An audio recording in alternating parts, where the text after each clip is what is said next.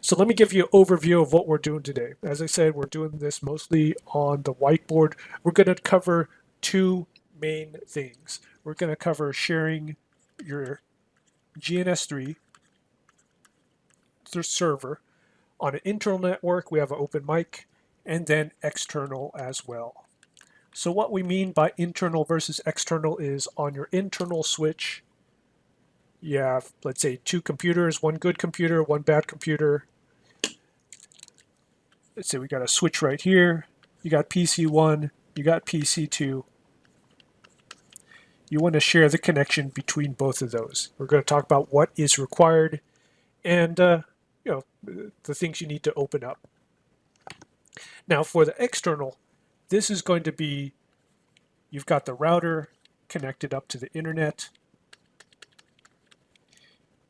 You might have a switch back here, and then PC1, PC2.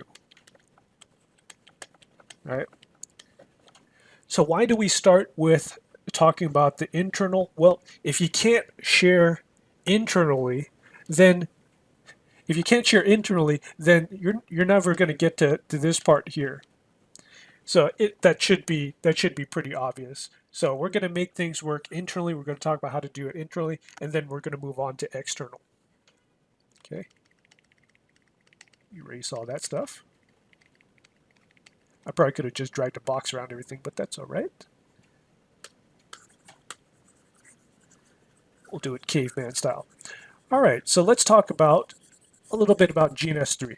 I'll bring up GNS3.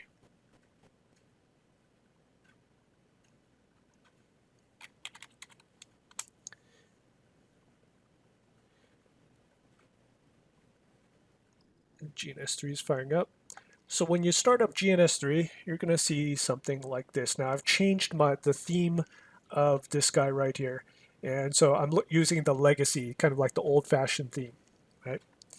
So when you start it up, assuming you have your router set up, let's say we drag in a router, and you start it up, and you open a terminal window. So here's our terminal window. So this terminal window, this GNS3 is running on my laptop. And let's say I've got a powerful computer in one corner and a not so powerful computer in the other corner. So something exactly like this guy right here. So at home, you've got a switch. Doesn't matter what kind of switch it is. TrendNet, TP-Link, Linksys, Belkin, it could be whatever cheesy switch you have. You have your PC here, and this PC is your powerful one. It's got all the RAM. It's got all the CPU power. So CPU is really good. The RAM is really good. You got your SSDs, right?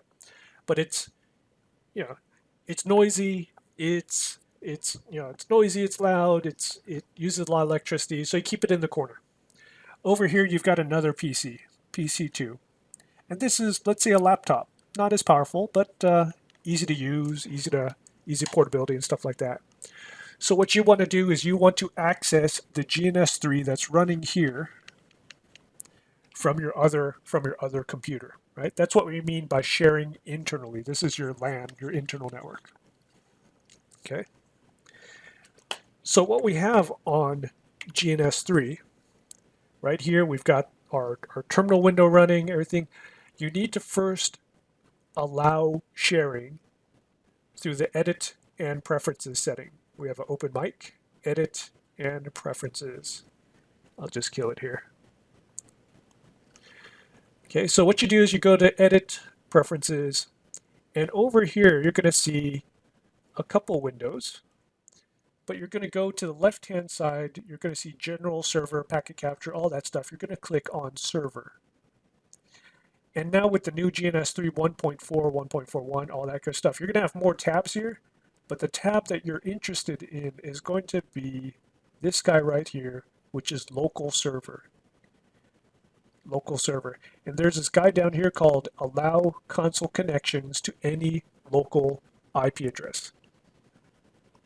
allow console connections to any local IP address. Make sure you have that clicked because by default it is not clicked. You need to click this. So click that, and that means you can come from another computer. You can open up Telnet, use PuTTY, open up Telnet, and the address that you're going to open up to is whatever the address is on your computer, but the port is going to be, if you hover your cursor over the router, you're going to see a console port. It says console is on port 2001. 2001. Now, if you have another router, you can telnet into that one, port 2002, port 2003, and so on. Okay, so that's if you want to share the terminal windows. You're running PC1. That's PC1. You're running GNS3 inside of PC1, GNS3, and then inside of GNS3 you have a couple terminal windows that PC2 is getting into. So you're going directly into those terminal windows. Okay, that's one way of doing it. Now we have a chicken and egg scenario. I'm only allowing people to connect in to get to the terminal windows. Who can see the problem or a potential gotcha with this? And let's say this PC right here, it's a cool PC, but no monitor.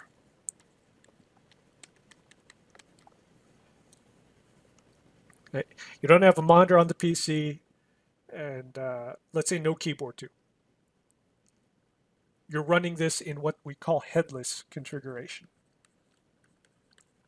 Headless means you've got a tower, and it's running, it's on, but there's no monitor or anything like that.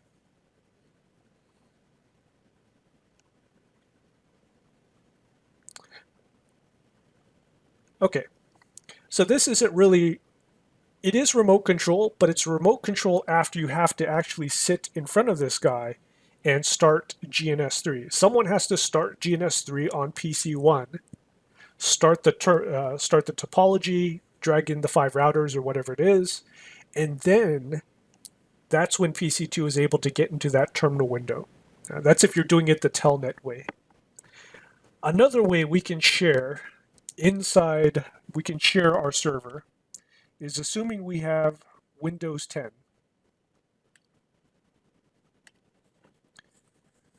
So we have a PC1, running Windows 10. Doesn't have to be Windows 10, but I'm using it as an example. So in Windows 10, you can allow people remote connections.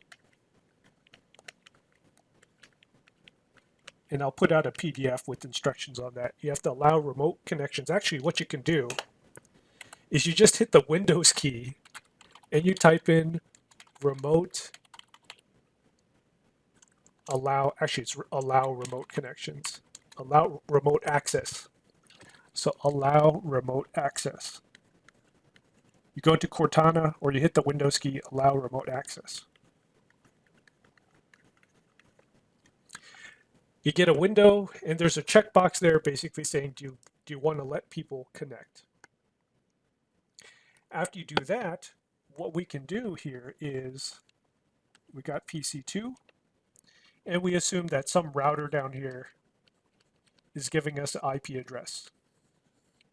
Right? That router's running DHCP like most routers do. And let's say you got like 192.168.1.10 over here. And over here you got 192.168.1.11, let's say. So once you allow remote access to PC1, what we can do is on PC2, you're sitting at PC2, you're going to start up something called RDP, Remote Desktop, and the actual program, the initials is MSTC. To start that, all you have to do is hit your Windows key, MSTC, Remote Desktop Connection. Once you start that, you're going to get a window that looks like this. Boom, right there. It's going to ask you for the IP address, the computer IP address. If you have some saved, you've got some saved there. Now, if you're on PC2, what do you think the address is going to be that I'm going to enter into that box? I'm on PC2, I want to get to PC1. What's the address I need to type in? 192.168.1.10, correct. No ports or anything like that because it's smart enough to know that it's remote desktop. So this is where I want to go to. Now I have a couple options here that may or may not be interesting. Username, that type of stuff, connection settings. If you have kind of a crappy screen on your laptop or on your second PC that you're remote controlling from, you may want to change the size of the desktop if you want. That's if like you can't fit everything there. You may want to change the colors if you have a really slow connection. Okay? But if you're doing this on a local area connection, most likely, it is very likely that your routers and switches here are 1 gig on a LAN. So if you're 1 gig on a LAN, then yeah, you just leave everything on maximum if you want. Where we may want to change this later is if we're RDPing remote desktop connection remotely from across the internet. And that's where you may want to change the colors a bit. We have some local resources if you want the audio to pass through, which is kind of cool. But one thing that you should kind of look for is make sure you have this clipboard clicked here. That will allow you to copy and paste between your local computer and the external, the remotely controlled computer. So what I mean by that is, let's say I'm on PC2, I've got a notepad window open, and I've got whatever, like a long password or something like that. Some crazy long password. And I need to copy this into the remotely controlled computer. Well, if you don't have this clicked, that's not going to work for you. So make sure you have this clicked. What I would do is I would Control-C here. And after I have my remote desktop connection, have that open, then I can Control-V into that remote connection. And that's what this checkbox does. We have some other things. You don't need to worry about the authentication piece.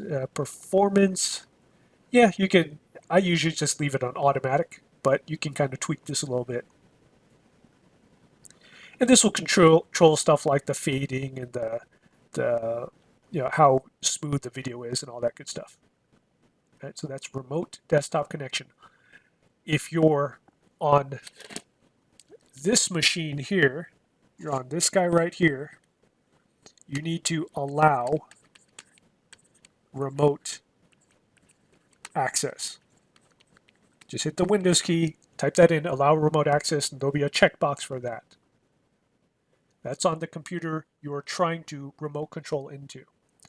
On this computer over here, you're typing in MSTC to use the RDP remote desktop connector to go from PC2 and controlling into PC1.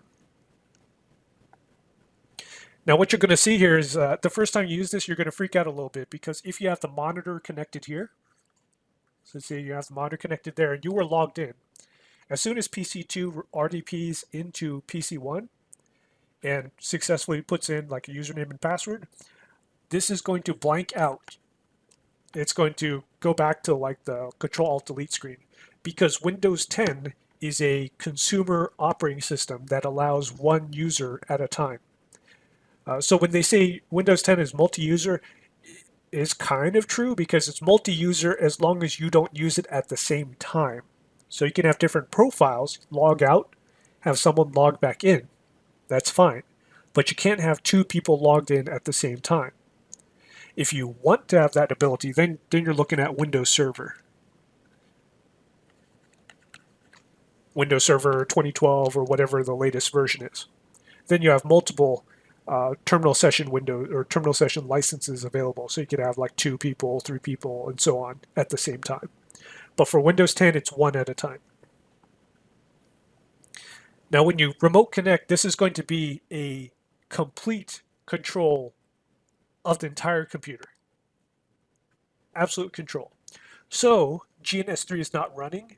Once you remote desktop in, you can start GNS3. You can start your topology. You can start your terminal windows. And then you can just stay connected with RDP and use that to view the terminal windows. There's none of that telnet business because you're already here. Right? So that's another way of doing it. That's probably going to be the simplest, most understandable way for beginners, because sometimes setting up the telnet, you have to start it anyways. The GNS3 and the terminal windows on PC1, you might as well just go all the way and RDP and use that to start all the programs that are necessary. Questions so far about what we're doing here. Who has not used remote desktop in Windows? You've never used remote desktop in Windows.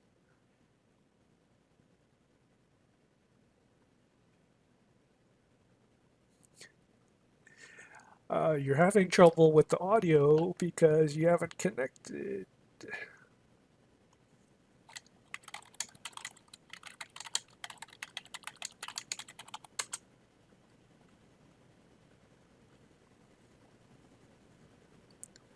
Okay, just doing another audio check. How do I sound?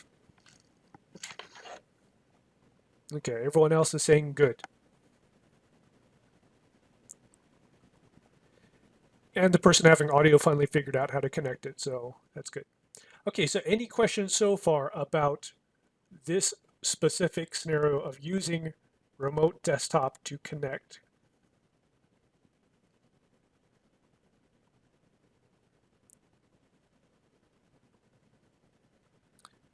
Okay, now let's talk about some other options here.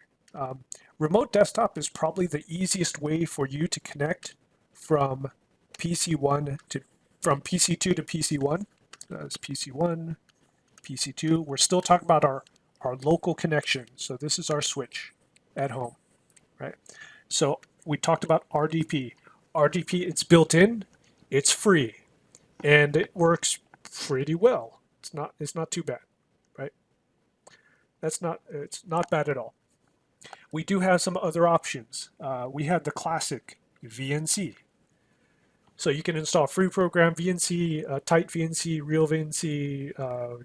There's probably like 10 different flavors of VNC out there. So virtual network control, you need to install VNC server here. And this is going to be VNC client. Now how that looks is, let's see if I got it working here. And actually, here's what's cool. You've got VNC Viewer for Chrome as a Chrome plugin. So you could also do VNC Chrome plugin client or viewer.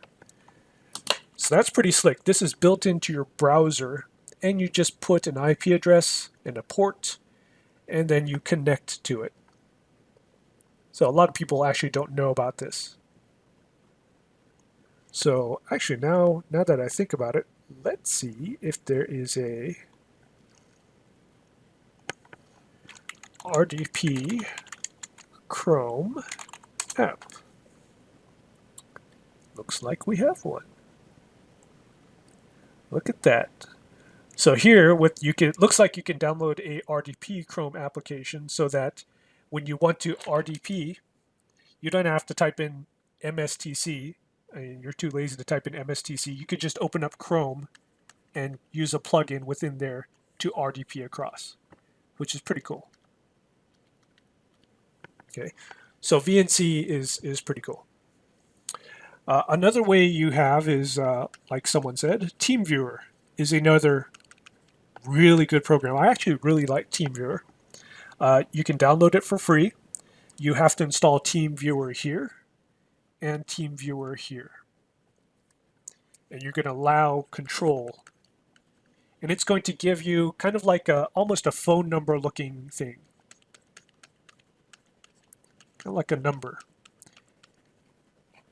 And as long as someone on the internet, as long as you can give that number to anyone on the internet, internal or external, they're going to be able to connect to your computer. And I believe I have Teamviewer. I do. Here we go. Oh, actually, let me think about this. Let me think about this.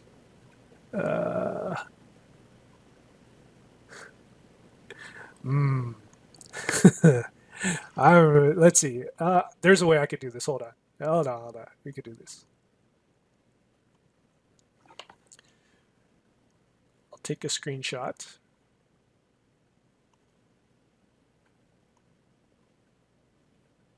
Boom. There we go.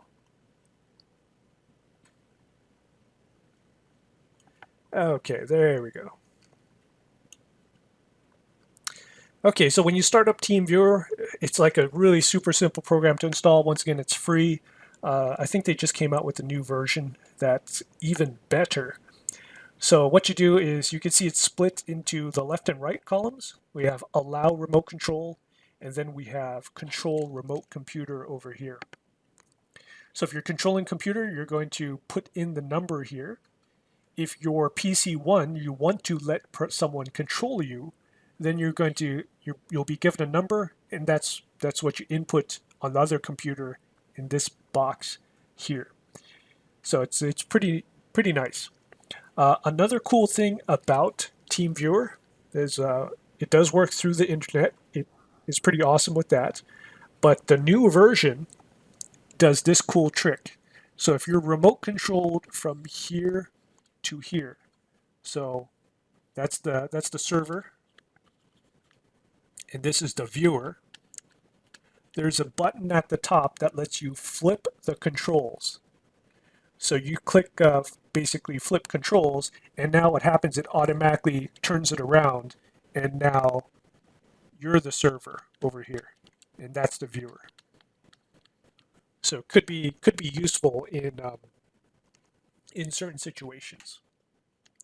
And another way that you can use TeamViewer, much like RDP, is you don't need to continuously stay here and turn TeamViewer on to allow connections. You can run this in kind of like a server service mode, unattended. There's different words for it. So what happens here is basically it's always listening. As someone said, you just leave it, and then you just remember a single number, and you can hit that computer from anywhere in the world. So whether in Thailand, whether in wherever, this is going to be the team viewer is always listening, and it's pretty cool. The team viewer is really nice. It's free on the honor system that you're not going to use it on for commercial, but I mean it's such a good program. I've plunked down money for it, so definitely want to pay those guys back.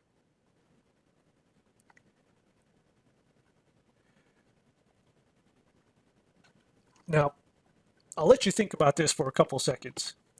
What's the problem? Okay, so we're going to leave this computer on. What issue do we have with leaving a computer on all the time? Potential issues.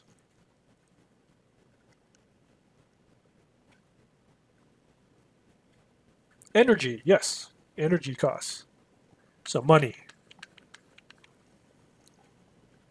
Could crash, yeah. So you need some way of maybe rebooting it. And security, yeah. Okay, those are the three I was looking for. Okay, so money, rebooting, and security. We're going to take care of the money and the rebooting here by talking about some type of remote power strip.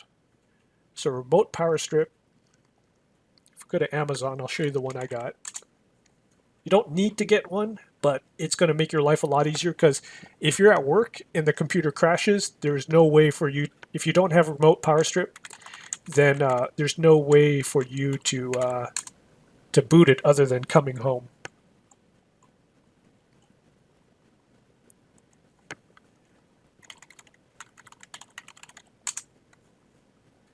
Where did I find it? It was a yellow box. It's the same one Narvik uses.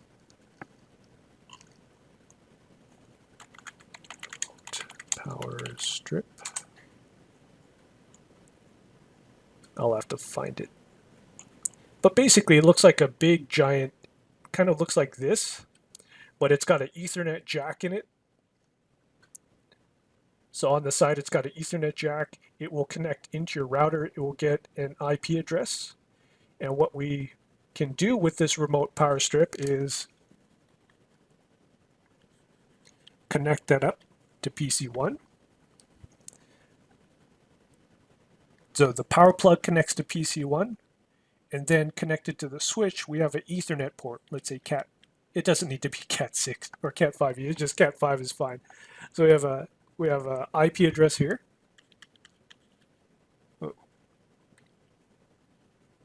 Some internal IP address. And then assuming we do certain things on our router, which we'll talk about when we get to the external stuff, our WAN scenario. So far we're just talking about internal stuff. We should be able, from anywhere in the world, go into a web page and reset power ports on and off. So it's very, very useful. Now the one I bought, wish I could remember the name, actually it's right in front of me. Hold on for a second. Oh, that was easy. Webpowerswitch.com.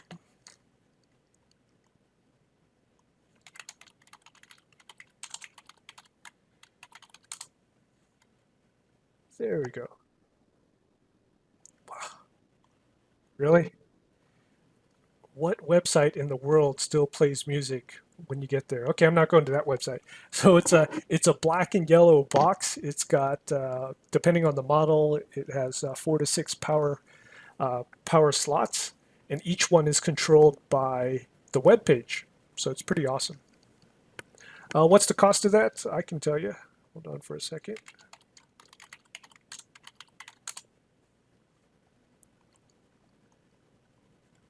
I'll have to look up on my power switch. I have to look it up. I do remember it's kind of expensive. It was over $100. So you'll have to make that determination of whether you actually save that much money through power savings.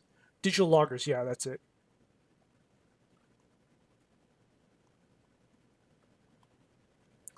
Ten outlets. Yeah, that was it. Yeah, 120. That sounds about right.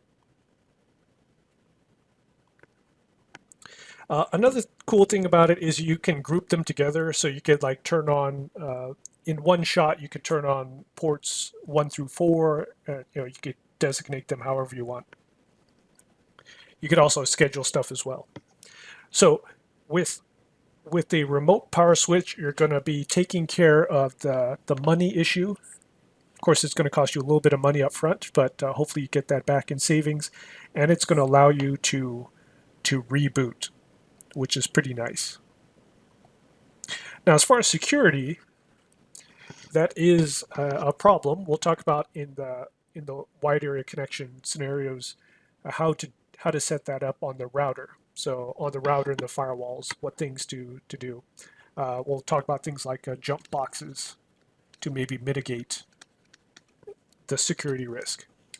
But do remember that when you're sharing anything through the internet, you do have a chance. You're basically letting people from the outside come in, so you do have a chance of compromise on your internal network. Okay. Now there are other remote control utilities out there, but these seem to be the main ones. Is RDP, VNC, Teamviewer. And this is when we're talking about Windows 10. If you're doing a Linux box, we're going to have another discussion about that later, or else this meeting is going to go too long. Any questions so far?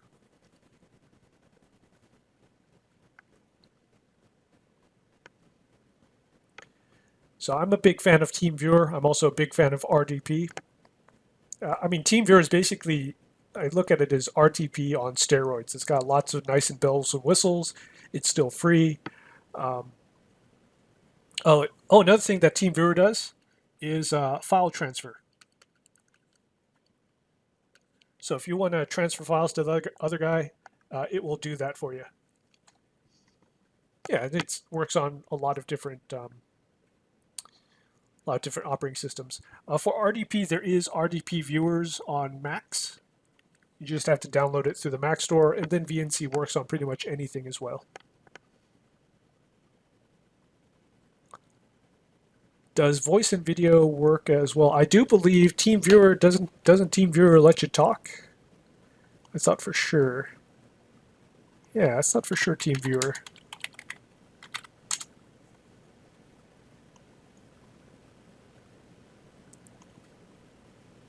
So if we just kind of take a look at TeamViewer's website here. Features.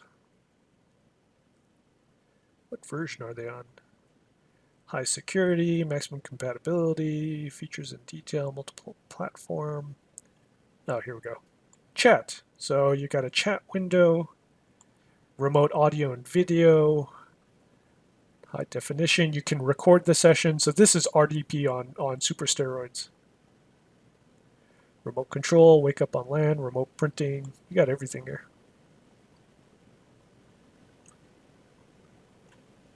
So yeah, I'm pretty sure it does. It gives you that chat.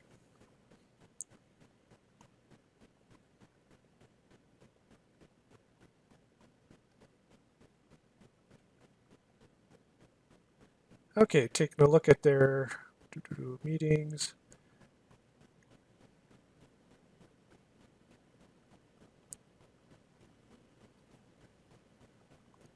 Okay, so we have a couple comments about TeamViewer, copying a movie to my clipboard. Well, if you're copying a large file, you may have some stability issues. Okay, so what's PC1 and PC2 requirements for RDP to work? Do they have to be the same workgroup, same subnet? Okay, we'll answer that. So let's talk about that. Let's go back here, make a new page.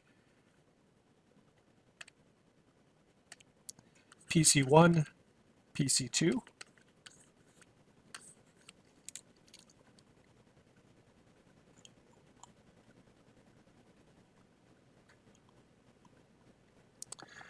Okay.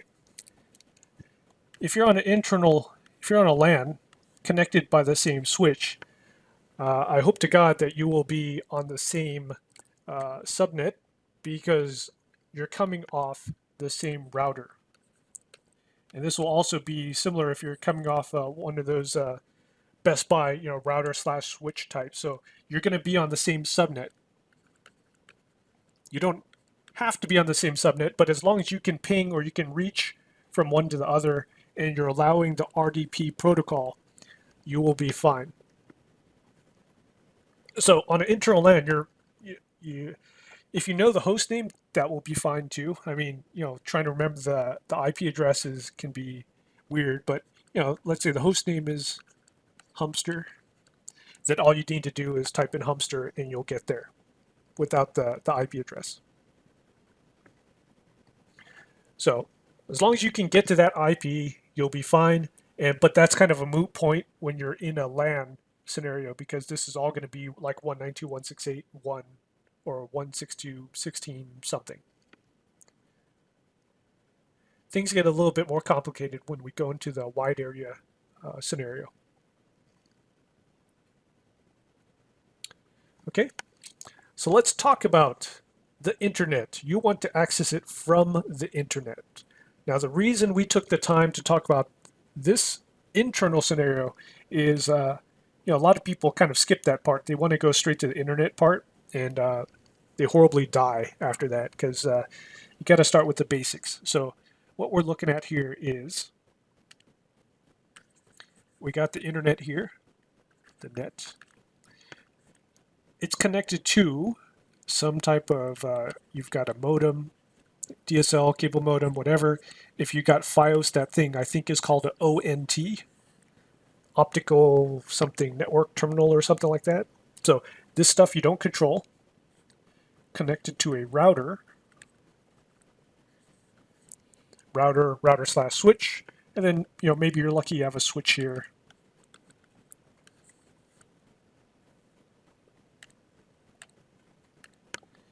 You got a switch here, and here you got PC1, PC2, right? This is very typical of almost everyone that has like a cable modem, DSL, FiOS, that type of stuff. Now the stuff that you can control and the stuff you can't control, I'm going to kind of put a blue dotted line through this. Okay, so that modem ONT, you generally don't control that. You don't control the net, so you can't do crap about that. Now, I do realize that if you're on cable modem, you can go and you could buy that white Motorola modem and replace it, but you can't. I mean, big deal, right? So the router and stuff, you control everything here. So let's say this guy, you want to share this guy to the internet, right? You want to be able, from work out here, let's say this is work, you want to be able to hit all the way, technically all the way from work through the internet, right? So why is it not being happy on this one?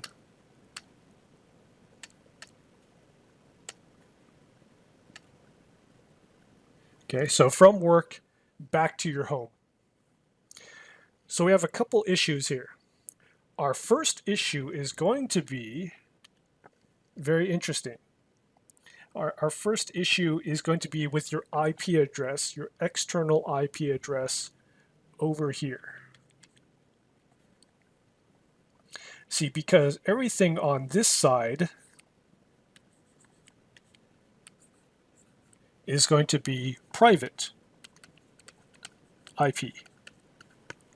Everything on this side is going to be a public IP. Right? There is some natting going on. So most likely here is going to be 192.168, 1 dot, whatever. We'll say 10. Right? So you can't hit that 192.168.1.10 from your work. Well, actually, if you have, you may have a computer out there that will ping, that will ping. And this is actually funny. This actually happened a couple times at work with new guys. Like, look, I can ping my home computer. I can ping 192.168.1.1 from here. It's like, no, you're pinging a computer at work that has 192.168.1.1. It just happens to be a coincidence, right? So the IP address is different. Also, the IP address is, I'll put this in red, dynamic. It changes. So your cable company, DSL company, it will probably change your external IP address from time to time. So assuming you found the external IP, let's say you figured out the external IP was 63.2.8.50, just for giggles, right? And you can find the external IP from any of your computers by going to a famous website. What is my IP? What is my IP.com? There are also other variations of that are kind of funny, but what is my IP will tell you the external IP on this guy right here on the external side of the router. You could also log into the router and check that way as well, but I find what is my IP to work usually, fairly well. Okay, so we have two problems. The IP addresses are different. They're being natted. They're being changed, and also they're dynamic. Okay, so we need to fix that first problem first. We have to be able, from your work, to be able to get into at least here some way of getting to that front interface. So the way we do that is actually quite ingenious. We have a trick. So this is your router. Let's say this is internal I'll just say I right there. And this is external internet. We have a trick called dynamic DNS. So when you're looking for a router, you're going to look for a router that can handle or understands dynamic DNS. And actually, I think most routers will understand it, like DD, if the router has a DD-WRT, any of the Ubiquiti routers will understand it. The FiOS router definitely understands dynamic DNS. Lots and lots of routers understand dynamic DNS. So what this does is this router will contact up with some dynamic DNS service.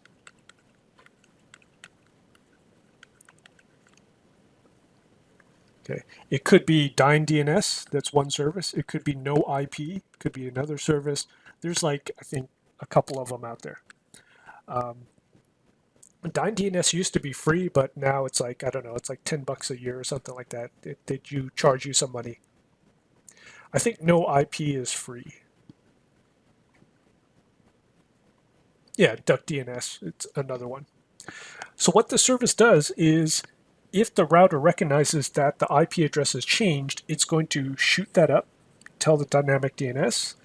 You're given a kind of like a DNS looking name. So we could say like apartment, routergods.noip.com.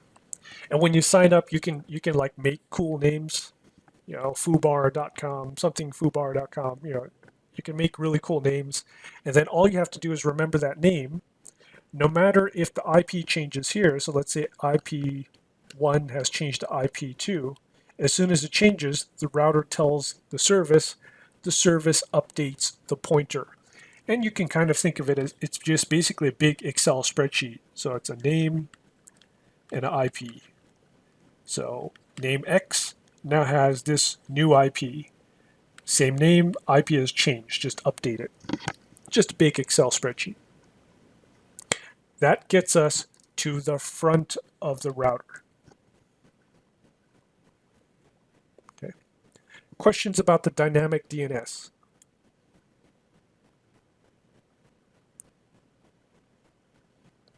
Pretty cool technology. Everyone, if you're using cable modem or if you're using cable modem, DSL, FiOS, you should sign up for dynamic DNS right away.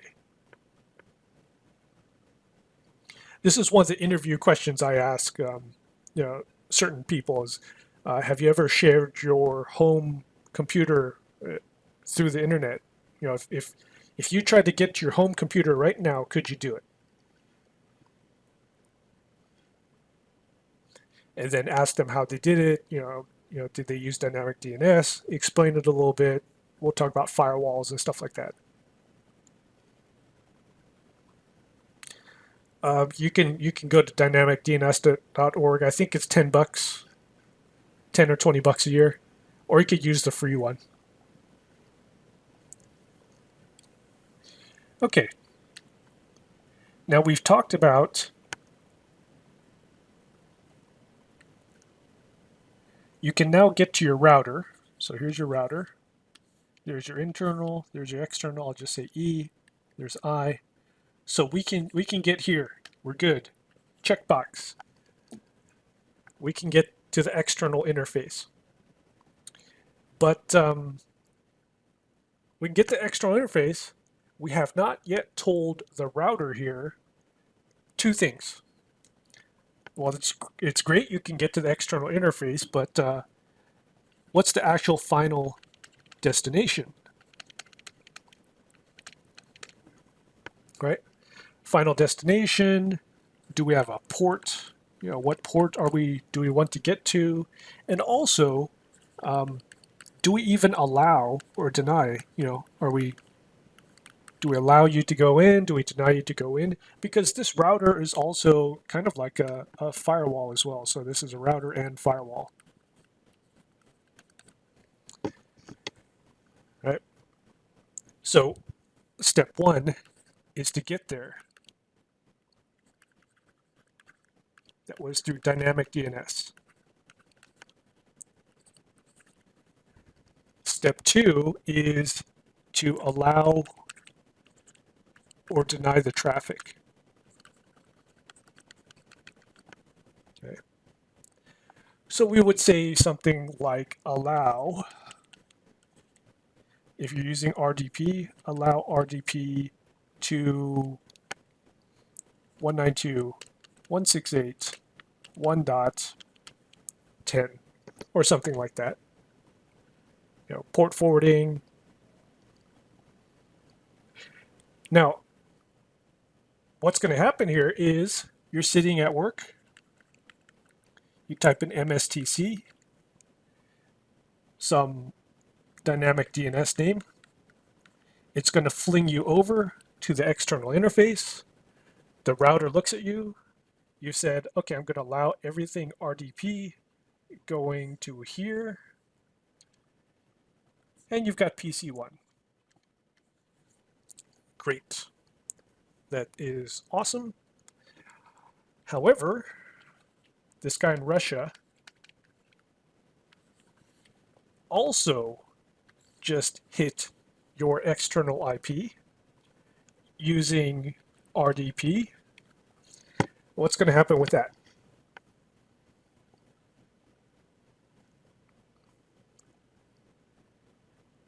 You're going to have a bad day. Okay? Do you guys see the problem with this? If all you're looking at is allow RDP from anyone, well, RDP comes in, it's going to forward it to the PC. You're basically saying, okay, well, everything with RDP goes to PC1. Okay. So what you may want to do with some of these rules, we're gonna have varying levels of security here. Instead of allowing everyone to RDP, you could say allow everyone from only USA IP addresses. You could do that. Still kind of crazy because USA is, there's still bad people in the USA. You could do what? You could go to work, figure out what the work IP addresses are, and allow RDP from the work IPs only, which is okay. But what happens here? The next day you go to Starbucks. So if you had allowed this rule, allow RDP from the work IP and drop everything else, you go to Starbucks, you try to RDP from Starbucks, what's going to happen?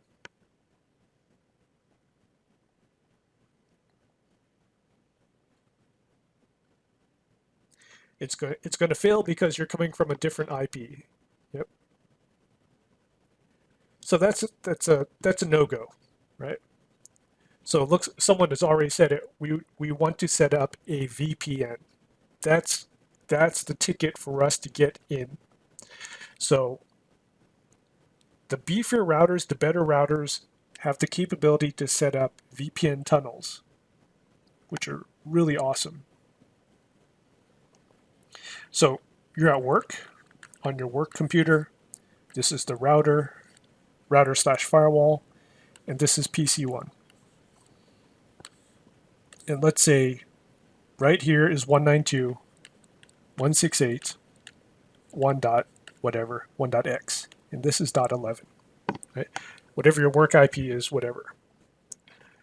In a VPN scenario, let's say you're using like a ubiquity router, you turn VPN on. You've got a username, password, keys and all that good stuff. Set up all the encryption and all that. On your work computer or your laptop or whatever, you're going to set up the VPN client. Okay. Now, it could be like a VPN client you download, like Open VPN client or whatever. It could be through the Windows 10 VPN client, which I should be. Let's see if we do. Let me just show you how the Windows 10 VPN client looks like. And it's pretty simple looking. So add VPN connection. All you have to do is hit the Windows key and type in VPN. Built in, you call it something like home server, the address, and this would be the dynamic DNS, blah blah blah, whatever it is, routergods, whatever. And remember, this is always changing to reflect the changing IP address of your home router, the external router. And then VPN type, you're going to need to get all of these correct. L2TP, IP2, whatever. If you have one mismatch, it's not going to work.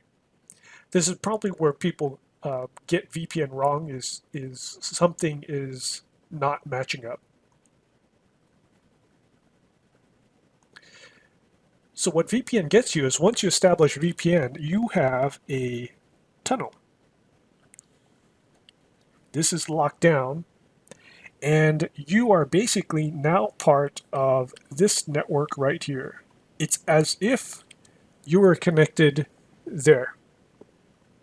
So now what you can do is you can RDP from your work computer 192.168.1.11. You can go straight there after you establish the tunnel, because now you are, for all intents and purposes, inside of that network.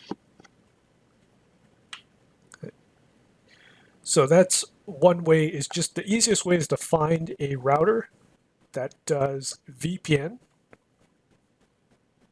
set up the VPN connection, and then you'll be in. Probably the easiest way. And also find a good router that maintains good logs, so you can see everyone that's trying to hack into that VPN. It's quite interesting to see. Still, what you may want to do is deny by regions or countries. So certain good routers and firewalls, you could like deny all of Russia, Vietnam, China. You deny by region, and that will cut down on a lot of your riffraff.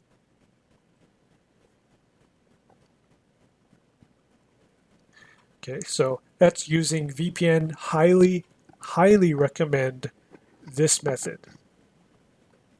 Because then what you could do is you don't have to be that granular on the ACLs. Your ACLs, you don't have to deny this, deny that.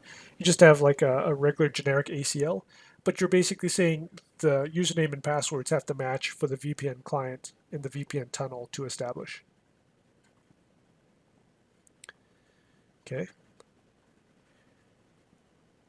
Now to close this up, we can do one further. We can go one step more, which is kind of funny, but so we have your work computer here.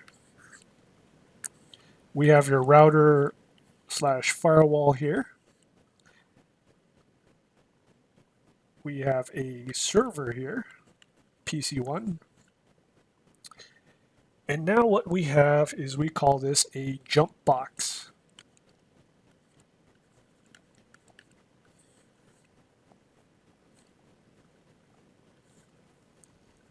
So what this Jumpbox does is you can either do a VPN or you can RDP. Either way is fine. I've seen this more common with RDP. You RDP straight into the Jumpbox. And the way this works is you still do the dynamic DNS. In this you have a port forward. You basically say allow RDP to the Jumpbox, and that's it.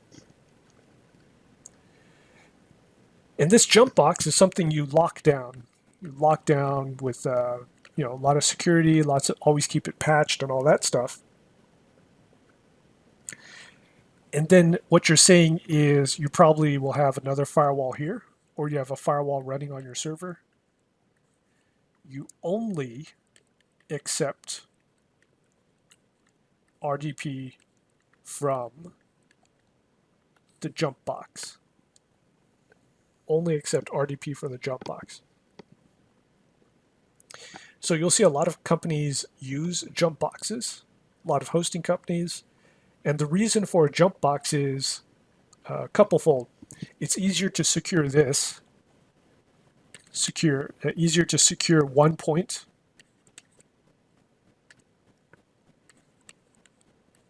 easier to secure that point.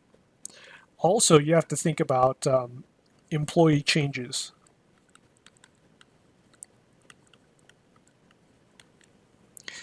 In a traditional setup, if an employee leaves, then you're going to have to change router and firewall passwords everywhere to ensure security. When you have a Jumpbox type of situation, where do you need to change that password? You can consolidate those changes into just changing the Jumpbox itself. Now, eventually, you're going to want to change all the router and firewall passwords anyways, but as a really quick measure, you could just hop on that one Jumpbox and fix it that way, change the username and password that way. Now, I don't expect most of you to do a Jumpbox, but where this can come in handy is if you're going the ESXi route. So here's how it would work with ESX. So you've built yourself a ESXi host. Beefy computer, yeah, lots of RAM. You've chopped it up into different VMs, so these are different VMs. And so you make a VM called Jumpbox, and you make another one called server. So in this case right here, you would allow the connection to go into the Jumpbox, and then the Jumpbox is only allowed to RDP into the server. So I've seen that situation used a couple times. Okay. Questions about the Jumpbox concept and also with VPNs?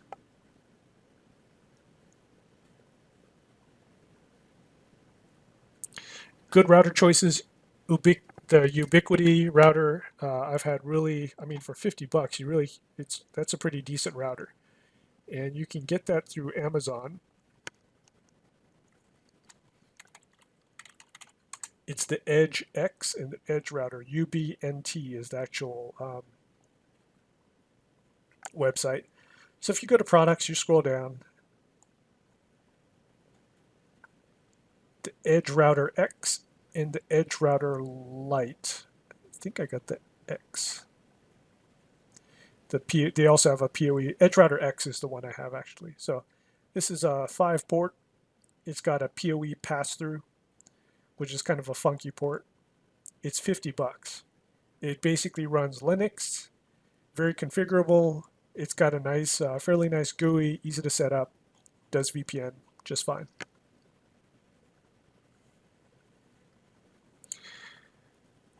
So the question is, can we use VPN service online to get this done? A VPN online service does something a little bit different than what you're asking. The endpoint is ending online and not actually at your server. So I don't think you could do that.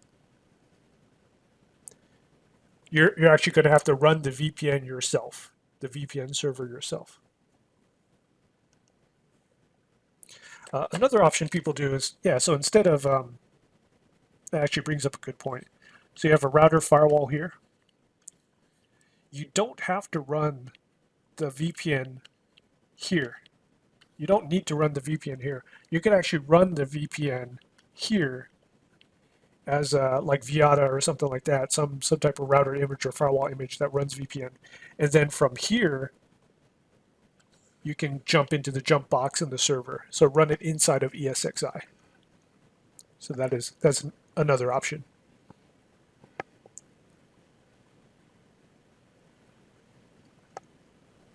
Okay. Questions about that? How many of you have never used dynamic DNS before? Or maybe this is the first time you've heard about it.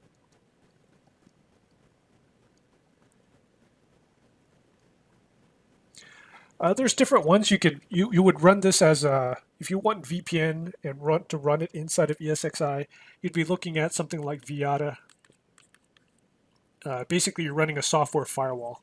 So if you look up software firewalls, there's different ones.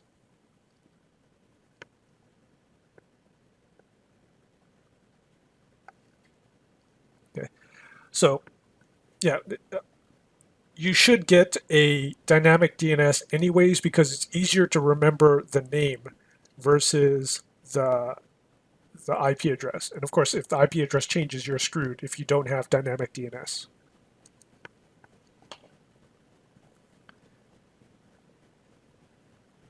What runs on the Jumpbox? You run, it could be Windows, it could be Linux. It's just something that you can lock down and patch and secure.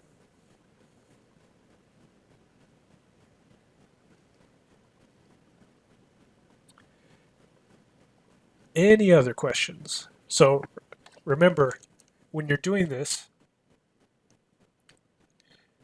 you're going to first make sure that you can at least jump from PC2 internally to PC1. If you can't even do that, if you can't RDP from here to here, then all bets are off. It makes no sense to even look at the router and the internet portion. You need to get this up and running before you kind of look at the internet. So whether it's RDP, whether it's Teamviewer, whether it's VNC, make sure you can do that first here. Make sure you can, before you even do that, make sure you can ping from one PC to the other. Yeah, MikroTik could probably work too.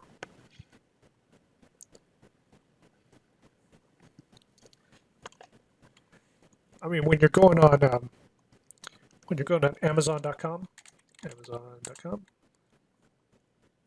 it's a router dynamic DNS. So the TP links, trendnets, that type of stuff.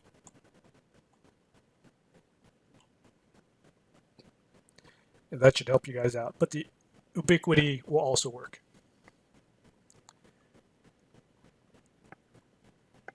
Okay, any other questions?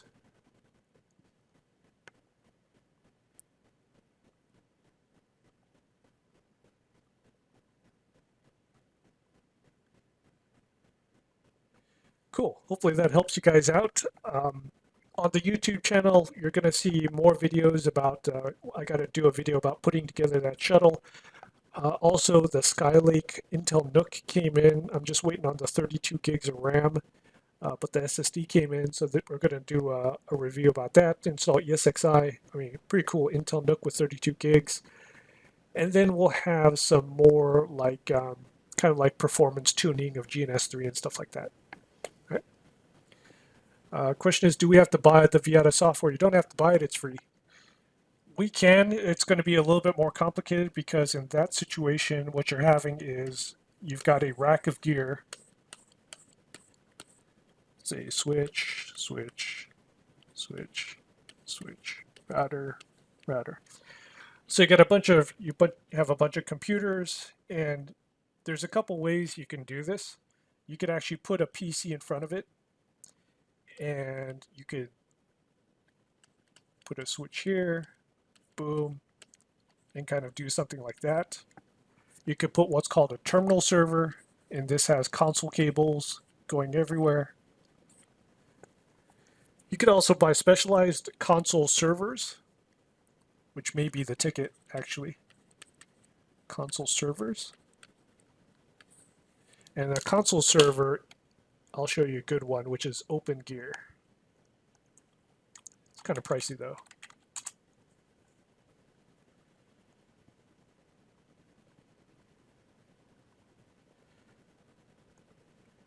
There you go, remote site management. So you have these things which are console servers, like a CM7100.